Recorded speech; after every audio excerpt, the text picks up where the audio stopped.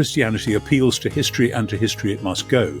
In other words, it really matters that this stuff did happen. There's a very interesting passage in Acts chapter 23 when St. Paul says this is all about resurrection, knowing perfectly well that that puts the cat among the pigeons. We know of roughly a dozen Jewish messianic or revolutionary or prophetic movements in the 100 years or two either side of the time of Jesus. Once we think about how resurrection language actually worked in the first century, then I think we have to say that the most likely explanation, historically speaking, is that Jesus really was bodily raised from the dead, leaving the empty tomb behind him. The Ask NT Wright Anything podcast. Welcome back to another edition of the Ask NT Wright Anything podcast. I'm Dr. Michael Bird from Melbourne, Australia. And I'm Tom Wright from Oxford in England. We're going to tackle some questions about the historical details in the Bible. Tell me, Tom, why are there so many questions about the Bible and history, the past, the future? What is all the fuss about? It's a good question, because until about 200 years ago, I don't think people bothered about that much. I think they just thought the Bible's an ancient document like Herodotus or whatever. It's probably telling us what happened, and that's all we need to know. And it was really only in the last 250 years or so that, particularly in Europe, people who were probing and prodding at all sorts of other issues historically, and whether the ancient texts were all they seemed to be and so on, and also when they were discovering new things in what we broadly call science, that people were questioning everything and looking at everything, and did this really happen like this? And this got bundled up with some fairly skeptical agendas in Western European philosophy, particularly of people who were fed up with the Christian world that they'd grown up in, whether it was what we would call Catholic or what we would call Protestant. And so they were chipping away and poking at different aspects of the Christian tradition to say, did this really happen like this? And then, did Jesus really do and say this? And particularly, did Jesus exist at all? And was he the sort of person that the Gospels say he was? So all that historical investigation comes out of that. And I actually, though many people think that's very damaging, I actually welcome it, because I think Christianity, as my teacher George Caird used to say, Christianity appeals to history, and to history it must go. There's a reason why Pontius Pilate is in the creed. In other words, it really matters that this stuff did happen, more or less like what we find. And if it really didn't, if it was all made up, then we're all wasting our time, basically, and we should go and do something more interesting or fun or useful. So I think it's perfectly fine to be addressing these historical questions, but we've got to be careful how we do that, and I hope that's what we're going to be able to achieve that. Well, this is one of the questions I ask my students is, how much history in the Bible do you need for the Bible to be true? So I like to ask my students, if there never was a historical Job, if Job is just an extended parable, is the book of Job still true? I mean, if someone convinced you that, Job is a fictitious story, could you live with that? And then I give them the example of, Jonah from the book of Jonah. And then you can go all the way back to do you need a historical Adam, in order for the Bible to be true? I'm pretty sure you need a historical Jesus. I'm pretty certain on that. But I wonder, do you ever think, Tom, is there some things in the Bible that people might have thought were history, but maybe were kind of a literary device that some people are just not simply aware of? Well, of course, Jesus himself, in what we call his parables, was constantly telling stories which are very powerful and very meaningful. But it makes no sense to say, when Jesus tells what we call the parable of the prodigal son, excuse me, where was this farm exactly? Who owned the bit after it was sold off? And which road do you take to get there? That's not what the story is about. The story is not meant to be historical. It is nevertheless very powerful. So Jesus himself is quite capable of telling powerful stories which resonated into that culture, but which were fictions, or what we would call fictions. And so already right at the very heart of the New Testament, we have that example. So it seems to me it makes perfect sense to ask those questions of earlier books. But I mean, if you go back to the stories of David and Solomon, I would say if there hadn't been a historical David, a historical Solomon, then all sorts of things in the Bible might well start to fall apart. And the idea that some scholars have had that this was all made up at the time of the exile or even afterwards, I really don't think that's going to fly as a historical account of those texts. But if really it could be absolutely demonstrated, then it would raise some very significant questions about what's actually going on. But for me, the center of it all is Jesus. And it's not a matter of first proving the Bible is true and then jumping to say, well, guess what? Jesus is in the middle of the story, so you need to do business with him. It's about looking hard at this figure of Jesus, who is very compelling, even though he's very extraordinary. And then everything else kind of works out from there. And I think methodologically, that's the right way to approach it. Well, that's great, Tom. Well, we've got our first question today. That comes from Tom Brandt. Now, Tom writes this: when Dr. Wright uses the language of time travel to comment on what the risen Jesus did at Easter, as you can find in this excerpt of Surprised by Hope, this is him quoting you. Easter was when hope in person surprised the whole world by coming forward from the future into the present. Is he, Tom, being just purely imaginative or metaphorical, trying to grasp a concrete theological point? Or did Jesus really come from the future? Is there something in which, I think Tom is asking, has the lines between present and future somehow become blurred, as if, resurrection means Jesus can now travel through some kind of portal in and out of times from the new creation into our world? Tom, what do you have to say that? Because our friend here, a different Tom Brandt, I mean, he's an artist and he's interested in the literary and poetic way you can describe things like you do as signposts. What's happening with resurrection and time? Yeah, that's a great question. And I'm grateful to my namesake, Tom Brandt, for this question. But I think the fact that he can refer to what I say as a sort of time travel indicates something that we in the Western world are very used to thinking of time in a purely linear fashion, beginning, a middle, and an end, one straight line just going forwards, so that any break in that, any attempt to have something from the past overlap into the present or something from the future overlap into the present, looks to us like those movies about time travel, of which there have been a few. Back to the Future would be an obvious one. Those movies are ways of just poking at the Western idea of a linear time. Of course, not all cultures have looked at time like that. Some cultures have seen time going in great big loops, like the ancient Stoics thought that everything that happened would eventually result in the world dissolving into a purifying fire, and that everything would start up again, and it would all happen once more, since if the whole thing is divine, Stoic pantheism would believe, then of course it must happen again and again, because that's what the divinity is compelling it to do. Now, it's actually quite hard to live in a framework like that, but we'll leave that to one side. I think the point is this: for the ancient Hebrews, then the Israelites, and then the Judeans of Jesus' day, there are all sorts of ways in which two things are going on. One, they retell the story of the Passover year by year, as our Jewish friends do to this day.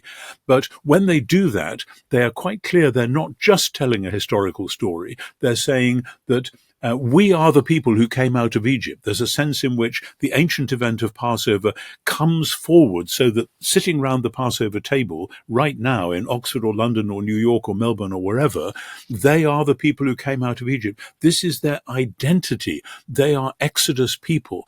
Now, there's various ways we can talk about that, but when you look and see how that's been expounded over the years, often it is very much as though the past event is becoming real all over again. At the same time, there are many Jewish teachers in the ancient world for whom the weekly Sabbath was an anticipation of the age to come, so that they would take a passage like Isaiah 11 about all species living together, the wolf and the lamb lying down and so on, and say, well, on the Sabbath, you shouldn't even kill a fly, because in the new creation, all species will live at peace. So the Sabbath is an anticipation of that new creation, so that you've got in the ancient Judean world, this sense of overlap of some past events which become, in a strange way, I mean, we have to say in a strange way because we don't normally think like this, in a strange way present again. And you've got some future events, in other words, God's promise of new creation, which every Sabbath we share in and we celebrate. And that, by the way, is why the Jews of Jesus' day celebrated the Sabbath, not because it was a silly bit of ancient ritual or legalism which they had to do in order to impress God, but because they believed in God's future, and every week were delighted to have a chance to celebrate it in advance.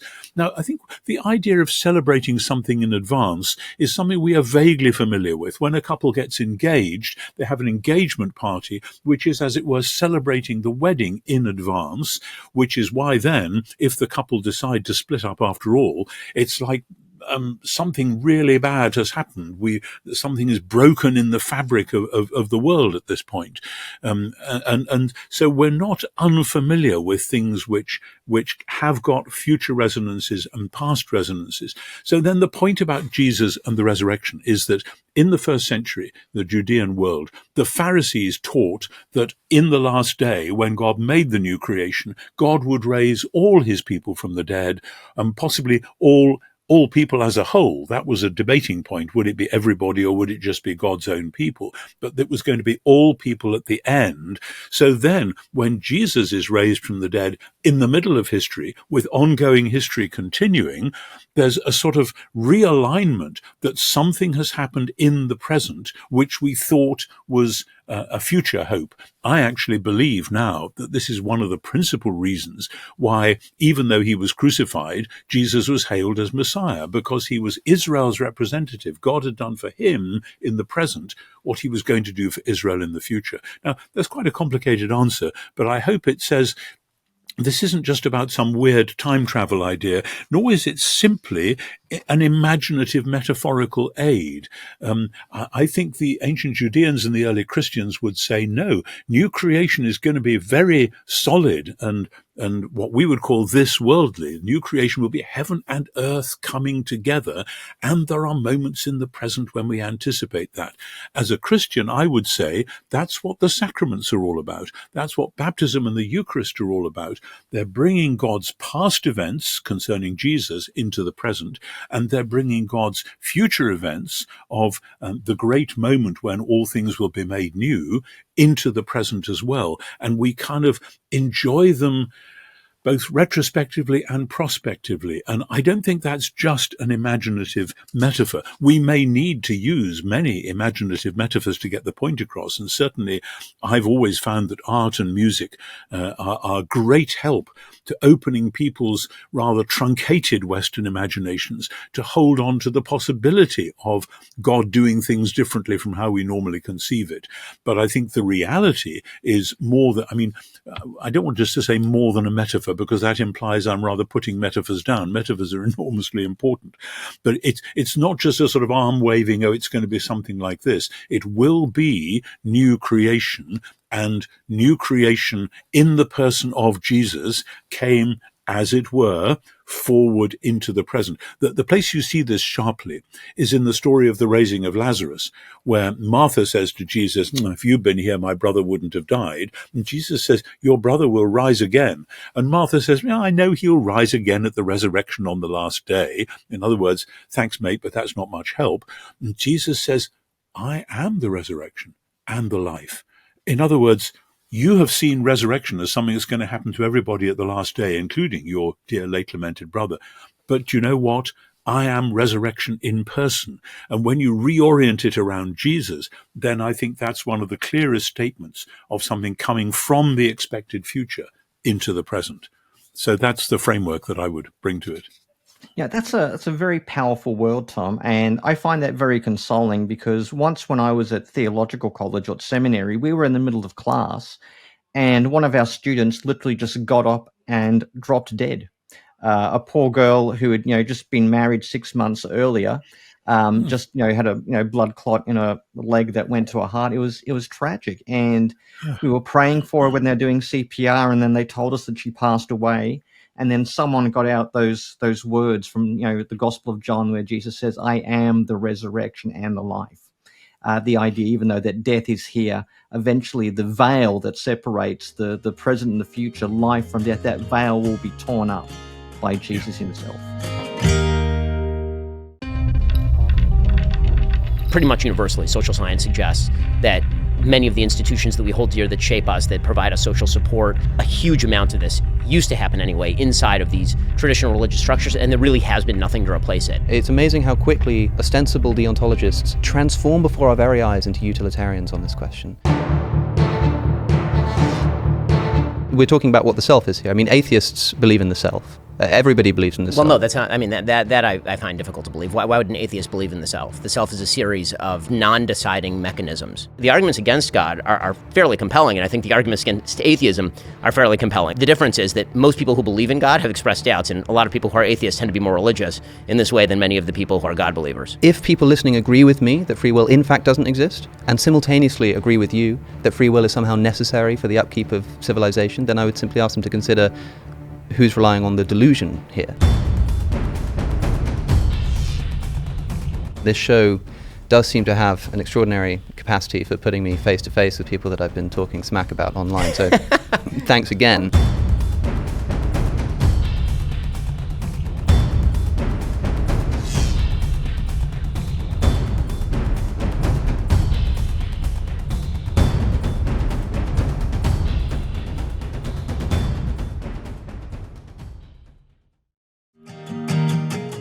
Well, Tom, we've got another question, and I think this is indicative of the global reach of this podcast. We have a question from Jose Rodriguez in Guatemala. Jose is a new convert, but he's come across some skeptical and naturalistic explanations of the resurrection as something like a hallucination. So he says that, I'm a new convert. I do not want to be an agnostic or an atheist anymore, but my question is, how can I engage with these kinds of questions? How can I defend my faith and learn about the historicity of the Bible to make my case? Thank you. Regards from Guatemala. Well, what a great question. And Jose, I've never been to Guatemala, but God bless you. I'm sure there are many believers there who will help you as well. But let me just say the two or three things which come straight into my mind. The first thing to say is that in the first century, people knew about hallucinations. This is not a discovery of modern psychology or whatever. In fact, in the New Testament, when the risen Jesus appears to the disciples, there are a couple of points where they think they're seeing a ghost. And then Jesus has to say, no, look, here, touch me and see, or let's share some broiled fish together. And there's a very interesting passage in Acts chapter 23 when St. Paul is on trial in front of the Sanhedrin, and he says, this is all about resurrection, knowing perfectly well that puts the cat among the pigeons, because half the people who are listening to him believe in the resurrection and the other half don't. And the half who do, the Pharisees, they don't actually think that he's saying Jesus has been raised from the dead. They think he's a bit muddled, and that what Paul has encountered is somebody who's, as it were, halfway between bodily death and bodily resurrection. And the theories that they had about that was that maybe people went into a kind of angelic mode or into a kind of a spirit mode. And so they say, well, maybe he's in fact telling the truth because maybe an angel or a spirit spoke to him. And Paul is emphatic, of course, it isn't an angel, it isn't a spirit, it's actually Jesus himself who's alive again. But these are signs that they knew about hallucinations. Another one also in Acts is when Peter gets out of jail free in Acts chapter 12, and he comes and knocks on the door of the house where the disciples are praying for his release, and the little maid comes to the door and hears Peter's voice, and she's so excited she forgets to open the door and comes back and says, it's Peter. And they say, it must be his angel. In other words, they knew all about those events where somebody has died and then somebody somewhere else has a brief visitation. We know about them too. This is a well-known phenomenon in contemporary research and writing. I know of two occasions, one in my own family, where somebody who had died appeared in the room with somebody else, looking large as life and quite happy, and then disappeared again. And then they made some urgent phone calls and discovered that the person had in fact died. So this is an ancient phenomenon. It's a modern phenomenon. And they knew about this. And it would have been so much easier to say that's what happened. It wouldn't have disturbed their worldview. But this is why, as far as I'm concerned, in order to believe the gospel record of Jesus' resurrection, you have to say both that they really did meet somebody that they took firmly for Jesus, and that the tomb was empty. Because if they had met somebody that they thought was Jesus, but then had gone to the tomb and discovered a body was there, they would have said, it's one of those hallucinations. I don't know what word they'd have used for hallucinations, a phantasma or something like that. In other words, you can't explain the resurrection simply as hallucination, because resurrection is about bodies. The word resurrection doesn't mean survival. It doesn't mean John Brown's body lies a mouldering in the grave while his soul goes marching on. It's about people who are physically dead becoming physically alive again. So that's the first and perhaps the most important thing to say about the hallucination theory. The second thing is a bigger picture, and I've spelt this out in detail in various books, but it goes like this. We know of roughly a dozen Jewish messianic or revolutionary or prophetic movements in the 100 years or two either side of the time of Jesus. That there's the several messianic movements going on during the Jewish revolt against Rome in 66 to 70 AD, and there's the last one under Simeon ben Kozibar, also known as Bar Kokhba, 132 to 135 AD. Routinely, those messianic movements ended with the violent death of the founder. Now, we can study those in the historian Josephus and elsewhere, and when the person that you've been following gets killed by the Romans, as they often did, you've got a choice. Either give up the revolution and go and hide somewhere and hope that they won't come for you as well, or get yourself a new leader. And we've got evidence of movements that did that. So-and-so's dead. Oh, well, he wasn't the Messiah after all, but here's his cousin or his nephew or his grandson. And he's a great leader, a great fighter, a great prayer warrior as well. Maybe he's the Messiah. Now, in early Christianity, the leader of the Christian movement in Jerusalem was James, the brother of the Lord, who is referred to by the historian Josephus in Jewish Antiquities 20 as the brother of the so-called Messiah. How easy it would have been for followers of Jesus to say, well, we thought Jesus was the Messiah, but obviously the Romans killed him, so he can't have been, because messiahs don't get killed by the opposing forces. They're supposed to be the ones who are defeating the enemy and rebuilding the temple and stuff like that. But here is Jesus' brother, James. He's a wonderful man of prayer. He's a great leader and teacher. We love him. We trust him. So maybe he is the Messiah. There is no evidence that anyone ever thought James was the Messiah. Why not? Because they knew he was the brother of the one who had been raised from the dead. And the connection between resurrection and messiahship is made very early on in Christianity by the way they use 2 Samuel 7, where God says to David, I will raise up your seed after you. I don't know that any Judeans prior to the time of Jesus had made that connection between David's seed, the Messiah, and being raised from the dead. The early Christians spotted it at once, and we see it in early passages like the beginning of Paul's letter to the Romans. So I think once we think about how resurrection language actually worked in the first century, then I think we have to say that short of complete mass delusion, which would cause us to rewrite the entire history of the first century, we have to say that the most likely explanation, historically speaking, is that Jesus really was bodily raised from the dead, leaving the empty tomb behind him. Now, I and others, including Mike, have spelt this out in various books and writings and articles and things online and so on, so that there's much more to be said and details to be filled in than I've been able to say now, but that's how I would start. But I think that's a good point, Tom, that the resurrection appearances alone would not have been enough to indicate resurrection belief. You've got to have empty tomb and the appearances. It's not just one, not just an empty tomb, not just the appearances. You've got to have both. Mind you, that does remind me, I once had a profound hallucination. And this wasn't drug-induced. When I was in the army, we were on this massive competitive event called the Hydra. And by the end of it, I was so dehydrated. I was having a hallucination that I was having a boxing match with a 7-headed dragon, and I was actually punching a tree.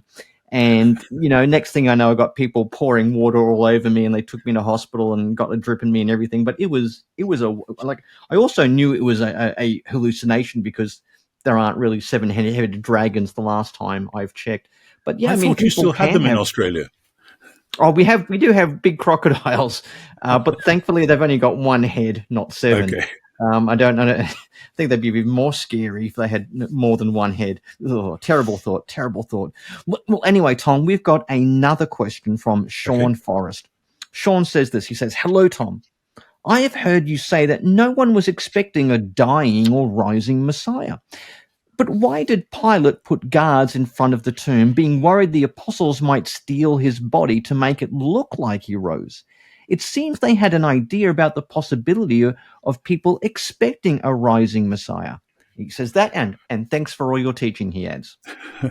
Yeah, I mean, this is a little story which occurs towards the end of Matthew's Gospel. And in the story, the way Matthew tells it, it's quite clear that they are the Jewish or Judean authorities, and indeed the Roman authorities, have heard rumors about Jesus during his teaching, saying that the Son of Man himself is going to be executed, killed, and on the third day will rise again. Now, so I don't think this tells you anything about a broader Judean belief at the time. I think it's just that there's a rumor that this man, who obviously was an impostor, as we know, was telling people he would rise again after his death. So now that he's dead, we better guard the tomb in case his followers come and do this. That doesn't indicate that they believed that that was something that might well happen. It just indicates that they believed that Jesus had said that, so that Jesus' followers might want to deceive people by saying, "Oh, guess what? He's not there anymore. Well, of course he's alive again. So now come with us, and we're the new thing." So I think this is purely a reaction to a memory of things that Jesus was supposed to have said. We know that rumors about what Jesus had said and what he might have meant by it were swirling around. All the stuff about you who would destroy the temple and build it again in 3 days. Now that is something which they mock Jesus with at the foot of the cross, but it goes back to a saying which is recorded in John chapter 2, near the start of Jesus' public career, where Jesus says, "Destroy this temple and in 3 days I'll rebuild it." What are you talking about? And so word gets around. The Bush Telegraph is enormously powerful, still in the Middle East to this day. People whisper to one another what somebody has said and what they might have meant by it. And so we're talking about a rumor mill, not about a settled belief of any great Judean teachers at the time. Yeah, I mean, there was no great expectation for a dying and rising Messiah. No. I mean, that was not mainstream Judaism, but they've probably heard some mangled or garbled reports about Jesus's passion predictions, or someone will rebuild the temple, or he'll be vindicated in the future, or he'll be like like Jonah, 3 days in the belly of a fish, and they're trying to think, what's going on here? Make sense of that. Yeah, that's a perfectly reasonable expectation they might have, given the rumor mill that was going on. You don't require an established belief in a dying and rising Messiah. That fits into a world where, as you find in the Judean book called Second Maccabees, there are tales of people being martyred rather than giving up their Jewish practice. And as they are martyred, they are saying, you can cut off my hands, you can tear out my tongue, because God is going to give me this body back again. But they are all referring to the future resurrection. But the idea of people saying, well, whatever they do to me, I'll be back, that is quite deep within the Judean culture. So that what people had then rumored that they'd heard Jesus saying would fit within a larger world, even though it would appear bizarre and garbled within that. Excellent. Well, Tom, that is all for today. To the people listening, let us know what you think. Go to askntwright.com and log on there, have a look around, leave a question, a comment, and if you like, have a really good binge lesson. You know, Tom's got a good back catalogue. There's a vast archive of Ask Anything Wright podcasts you can listen to. Until next time then, take care, everyone. It's goodbye from Tom Wright. Bye-bye. And it's goodbye from me. God bless you, and see you all the next episode of Ask NT Wright Anything.